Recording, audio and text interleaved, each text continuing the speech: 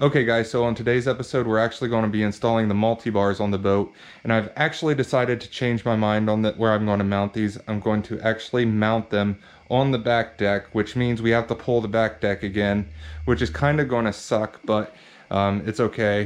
We know where most of the screws are, and it should be a lot faster. We're going to have Brad with us today helping, so that's going to help out a lot. That should move things along a lot quicker, and hopefully it doesn't take us too long and we can get these on tonight. It's around 8 o'clock. I'm hoping to have this done by midnight.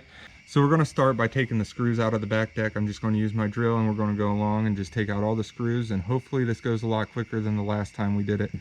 We'll see you guys when we get this back deck off. I don't think you guys want to watch that again. We got Brad here finally. We got the back deck off and we're just going to measure to see how far back we need to put the multi-bars. Okay guys, so we got our holes marked, so I don't think you can see them very well, but you can a little bit. And all we did is we found the center of the base plate and then marked the center of the board where it's going to be, and then we came back an inch and 3/4 and then just laid our base plate up there and then marked the holes just like that. And then we're pretty much going to do the same thing for the other side. Okay guys, so we're going to drill our holes right over the trash can so we don't make a mess in the garage. And we're using a 1/4 inch drill bit.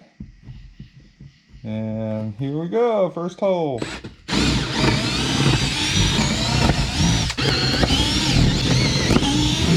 And then we're going to do the same thing with the other side.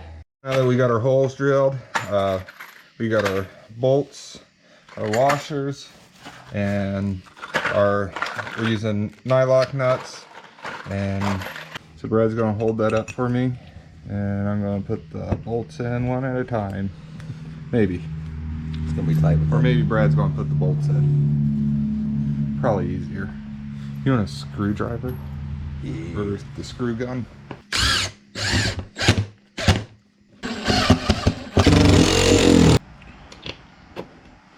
The other ones definitely have enough on them. We'll go clean through. That carpet's just holding that one up a little. Yeah.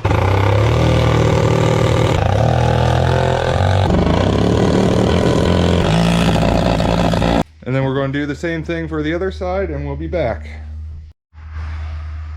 Alright, Jason's trying to finish weaseling his arm in this pretty nice tight hole. Yeah. Finished up the assembly on the hard deck.